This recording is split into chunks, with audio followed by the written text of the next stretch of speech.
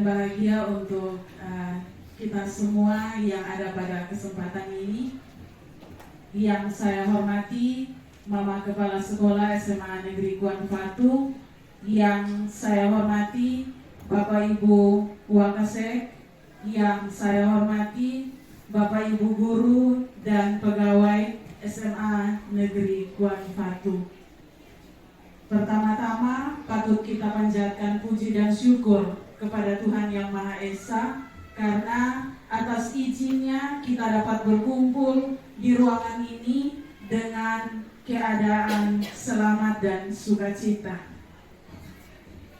Terima kasih kepada kita sekalian yang sudah hadir pada kesempatan ini. Izinkanlah saya untuk menyampaikan sebuah pantun membuka kegiatan saya hari ini. Malam-malam terkena batuk, Bapak Ibu senang menonton drama. Kulihat teman-teman sudah suntuk. Tenang saja, presentasi takkan lama.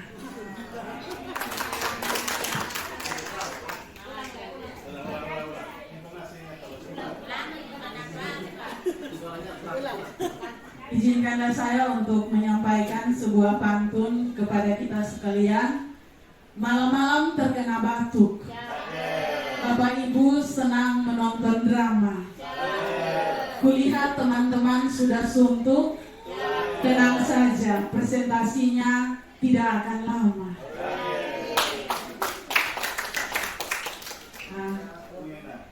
Sebagai seorang calon guru penggerak pada angkatan 9 Kabupaten Timur Tengah Selatan,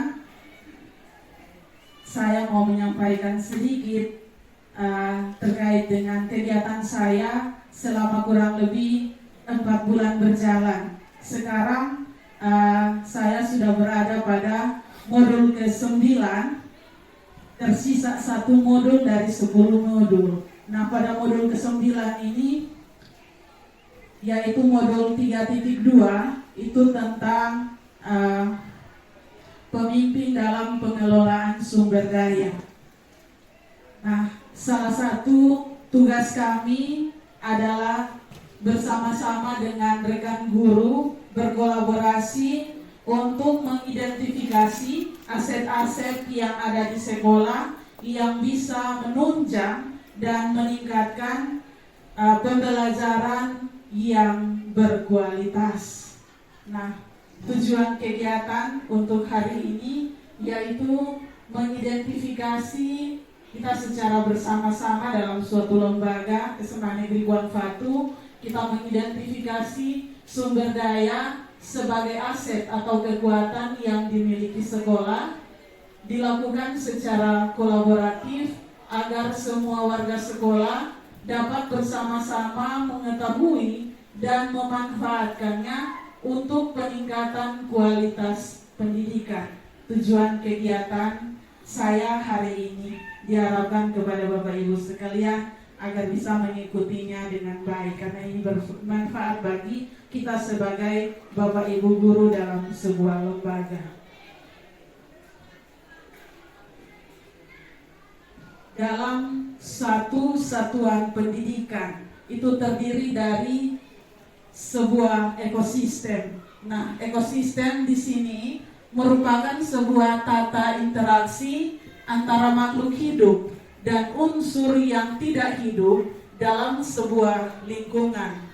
Sebuah ekosistem mencirikan satu pola hubungan yang saling menunjang unsur atau institusi lain. Sementara dalam pendekatan berbasis aset, kita mengorganisasikan kompetensi dan sumber daya yang ada sebagai aset dan kekuatan kita.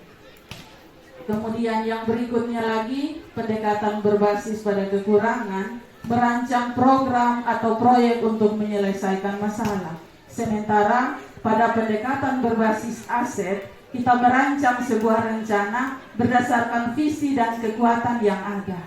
Dan yang terakhir, mengatur kelompok yang dapat melaksanakan proyek. Ini pendekatan berbasis kekurangan. Sementara pada pendekatan berbasis aset, kita melaksanakan rencana aksi yang sudah diprogramkan. Jadi, kesimpulan yang saya ambil dalam menemukan atau mengidentifikasi setiap sumber daya yang ada dalam sebuah lingkungan atau ekosistem, kita harus lebih menggunakan pendekatan berbasis aset atau kekuatan. Karena pendekatan berbasis aset atau kekuatan ini sangat penting karena lebih pada kekuatan dan aset yang kita miliki, baik yang ada dalam lingkungan sekolah maupun yang ada di luar lingkungan sekolah. Seperti tadi ada faktor biotik dan abiotik. Kalau pendekatan berbasis aset atau kekuatan ini, kita bisa memanfaatkan segala sesuatu yang bisa kita manfaatkan, baik yang ada di sekolah maupun di luar lingkungan sekolah. Tujuannya untuk meningkatkan kualitas pembelajaran, terutama bagi peserta didik yang ada di sekolah.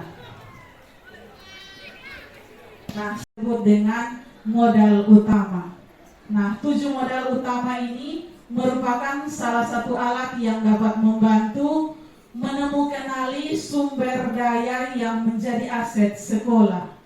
Dalam pemanfaatannya, ketujuh aset ini dapat saling beririsan satu sama lain. Misalnya, modal budaya dapat beririsan dengan modal agama.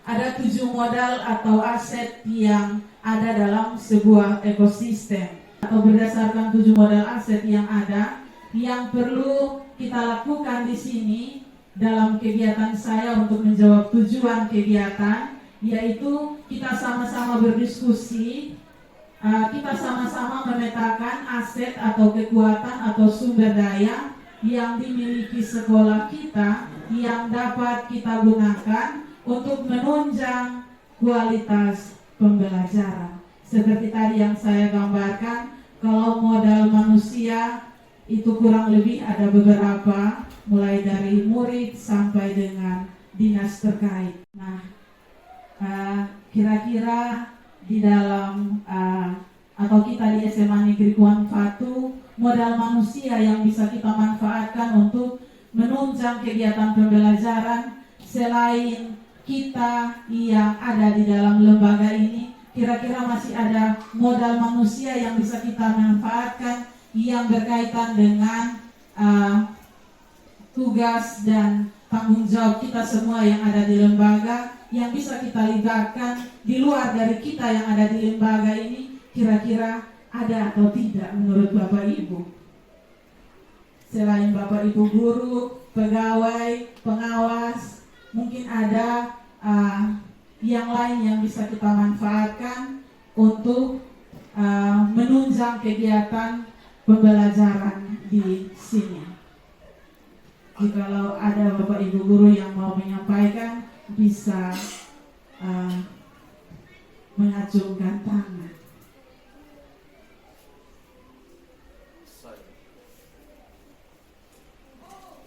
Cek. Terima kasih. Terima kasih untuk materi yang sangat luar biasa dari Ibu Ambu.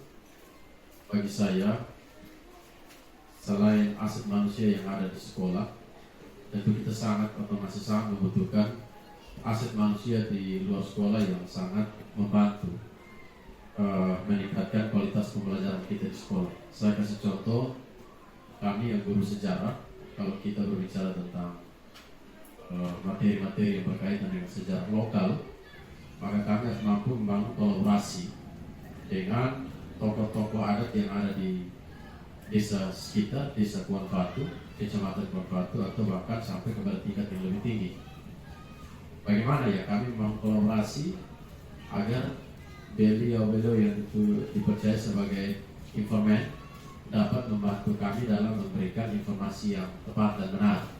Karena kami guru-guru yang ada di sini, guru sejarah, kalau Pak Stef sendiri dan Ibu Yanti mungkin masih paham sedikit tentang budaya atau budaya Timur, tapi saya butuh informan dari luar yang dapat memberikan penjelasan. Ini kebetulan terkait dengan modal manusia yang saya paham manusia menurut saya itu kita harus melihat modal manusia SMA Negeri Kuantan. Dilihat dari sisi siswa, sisi guru. Kita jangan ngomong kedua tuh. Kita ngomong yang dulu. Guru, siswa, kepala sekolah dan pegawai. Ini yang kita harus lihat. Yang pertama kita harus lihat item. Yang di sini saya maksudkan ada 3. Bidang pengetahuan dari orang per orang, siswa, guru, pegawai. Ini yang kita harus manfaatkan. Pengetahuannya dia yang kita lihat. Yang kedua, bidang pengalaman, ya, pemanfaatan aset yang kita lihat mulai dari siswa dan pengalaman yang harus kita pakai. Misalnya di SMP dia bisa promosi karakter kalau kita sediakan sarana-sarana untuk tunjang dia. Yang berikut guru juga dia punya bidang pengalaman, kita harus tahu per satu orang. Ketika kita penempatan tupoksinya dia jelas, ya, jadi bukan asal kita pasang. Yang ketiga bidang akademik. Jangan kita kualitas yang kita gunakan untuk menidang visi misi kita pasang orang yang dia tidak dari bidang akademik tidak mengikuti itu. Mungkin dari saya seperti itu, saya rasa kita lebih paham. Yang pertama pemanfaatan bidang dari modal manusia. Yang pertama bidang pengetahuan orang-orang dari siswa, guru, pegawai, bahkan kepala sekolah. Yang menunjang proses kegiatan pembelajaran di lembaga ini yaitu saya mengambil salah satu contoh baru-baru ketika ada sosialisasi dari WPI kerjasama dengan Dinas Kesehatan, khususnya di sini adalah Puskesmas. Nah, ada indikator-indikator tertentu yang kita sebagai guru kita bukan ranahnya kita untuk terlalu menjelaskan. Maka di sini kita butuh kolaborasi dengan pihak-pihak terkait. Makanya tadi saya kasih contoh dengan WPI dan juga Puskesmas. Bisa juga kita memanfaatkan aset yang paling dekat dengan sekolah kita ini juga, yaitu dari kepolisian, sehingga bisa memberikan edukasi kepada siswa kita terkait bagaimana mengendarai sepeda motor yang benar, bagaimana terkait kenakalan remaja. Nah, itu adalah beberapa contoh yang bisa saya tambahkan terkait pemanfaatan aset dari segi manusia. Terima kasih. Modal sosial. Nah, modal sosial yang bisa kita manfaatkan untuk menunjang kegiatan pembelajaran kita di SMA Negeri Kuantan. Sebagai gambaran, modal sosial ini dimaknai sebagai norma atau aturan yang mengikat warga masyarakat yang ada di dalamnya dan mengatur pola perilaku warga atau manusia yang juga sebagai unsur kepercayaan dan jaringan antara unsur-unsur yang ada dalam sebuah komunitas atau masyarakat.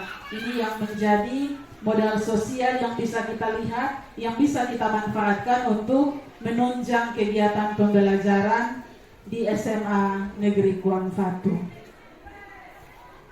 Nah, untuk modal sosial ini mungkin ada yang bisa ditambahkan dari Bapak Ibu guru, modal-modal sosial yang bisa kita manfaatkan untuk menunjang kegiatan pembelajaran di sini.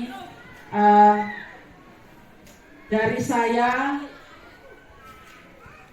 kemarin kita sudah coba membangun kerjasama dengan masyarakat, terutama di sini kita memanfaatkan lahan masyarakat, lahan tidur masyarakat menjadi lahan TJPS, di mana dari pemanfaatan itu kita bisa menggunakan hasilnya berupa aset finansial untuk meningkatkan kualitas pembelajaran di SMA Negeri Kuantan. Di dalam sebuah ekosistem itu juga perlu adanya modal politik. Bagaimana kita membangun hubungan yang baik dengan warga yang ada di sekolah dan juga di sekitar sekolah, dari sisi aturan mungkin norma terkait dengan politik. Saya kasih contoh. Di sini kita punya anak-anak, banyak yang datang sekolah tapi tidak sampai sekolah. Mereka juga berpolitik dengan kita. Mereka mau menguji kita, kita punya kesabaran, kita punya kemampuan, kita punya tanggung jawab terutama sampai di mana. Sehingga bisa membangun politik dengan mereka juga supaya mereka bisa hadir di sekolah.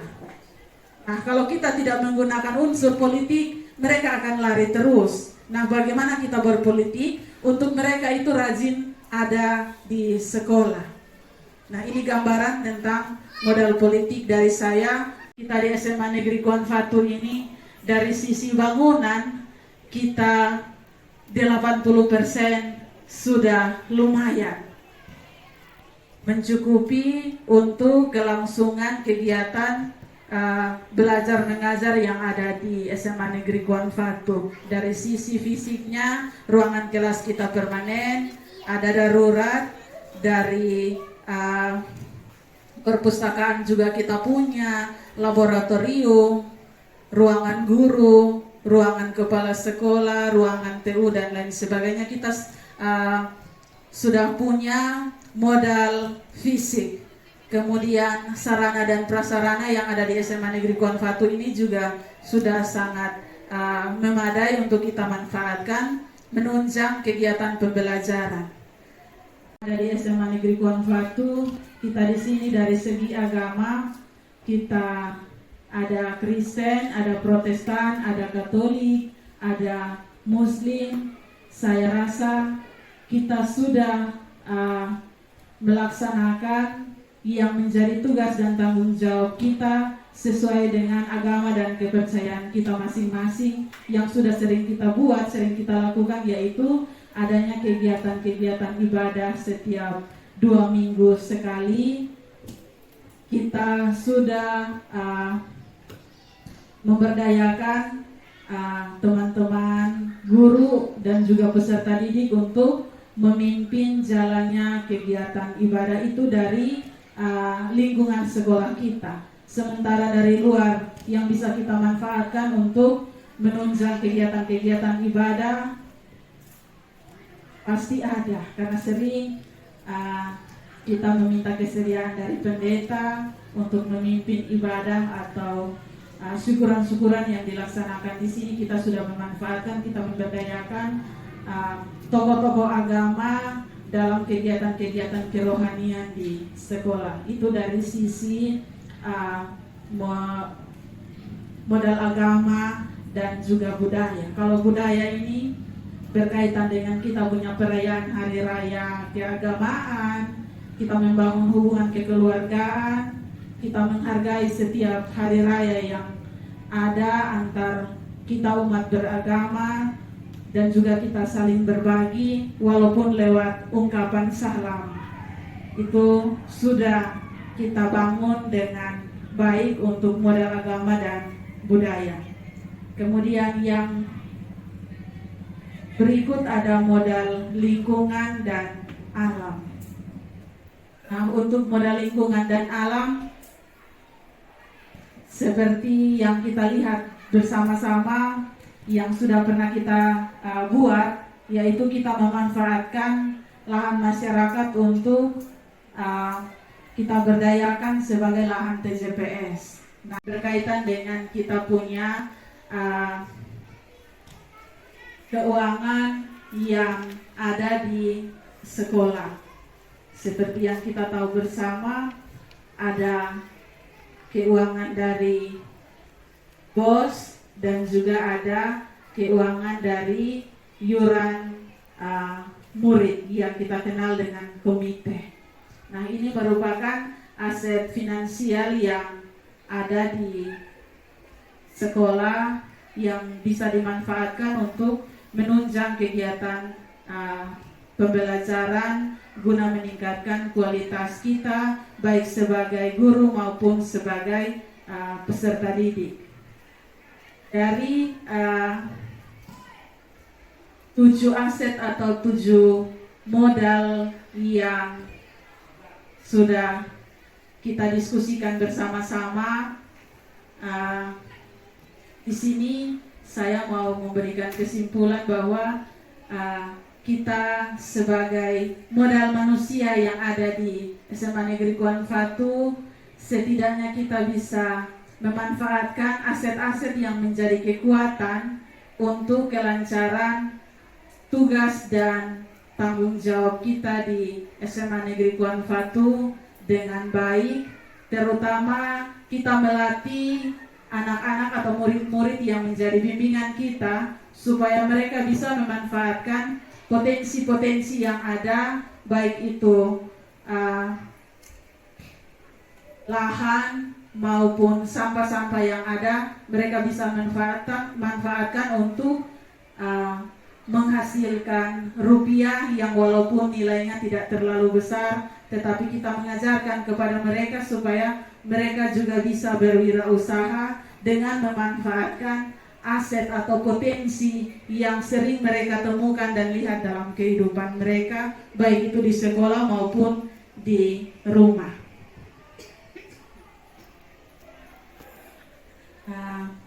Mungkin ini saja yang perlu saya sampaikan kepada kita sekalian terkait dengan pemanfaatan aset yang ada di lingkungan sekolah.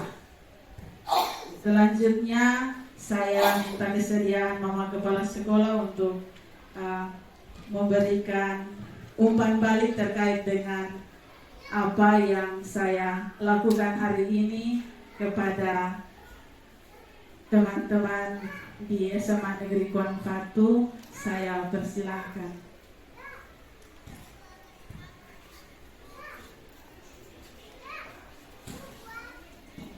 Baik, terima kasih. Saya mengulangi Ibu Pempantun tadi, coba cek tayangkan ulang.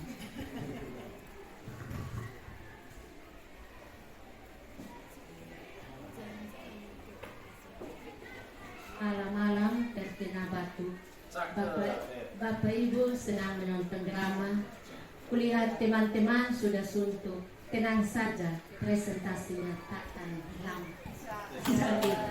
Terima kasih untuk Ibu Ambu yang telah membagikan ilmu dan juga pengalaman bagi kita semua, terutama kami yang belum terlibat dalam calon guru penggerak. Karena ketika kita masuk dalam calon guru penggerak, artinya kita punya tingkat pemahaman itu semakin bagus. Tinggal bagaimana kita bisa saling berkolaborasi untuk kita saling melengkapi, kita bisa saling mengisi. Bagi kami yang belum terlibat dalam CGP, ketika ada hal-hal yang kami kurang paham, jangan kita rasa ego untuk kita bertanya, tetapi mari kita bisa membangun kerjasama untuk kita bisa saling mendukung untuk kita punya kebaikan semua ke depan. Yang masih semangat tepuk tangan 1 kali, 2 kali, 3 kali, baru ulang kali. Saya tambah sedikit. Kebetulan kita berbicara tentang pemanfaatan aset. Saya juga kemarin sempat memanfaatkan saya punya teman untuk kasih kita bola voli, tapi hanya bolanya saja, netnya tidak ada. Tapi bola voli itu ada gambar, ada tulis salah satu logo partai politik mana. Tapi karena momen ini sudah lewat daripada politik, apa salahnya kita manfaatkan bolanya, bukan gambarnya. Baik, terima kasih. Ada 4 bola, tapi kita dapat 1 saja.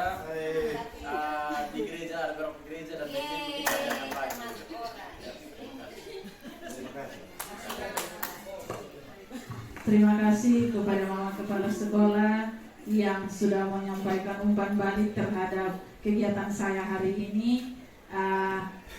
Terima kasih juga kepada teman-teman guru dan juga pegawai sekalian yang sudah mengikuti diseminasi saya terkait dengan pemanfaatan aset yang ada di SMA Negeri Kuan Fatu.